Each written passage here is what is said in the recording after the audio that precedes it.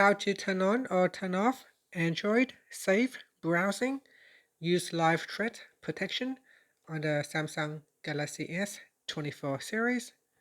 First, tap on the home button to return back to the home screen. Then on the home screen, swipe down at the top and then tap on the settings icon. Next, in the settings page, we then scroll down and then tap on security and privacy. After that, we scroll down to the bottom and in here tap on more security settings. Next, we go down and then tap on Android safe browsing. And then we scroll down and tap on use live threat protection. Tap on the toggle button to turn it off or switch it on.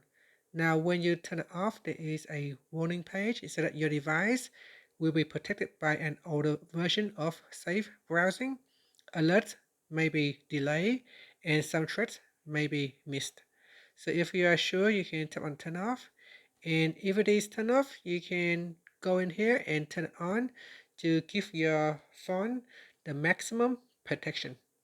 And that's it. After that, you can tap on the home button to return back to the home screen. Now sit here with safe browsing.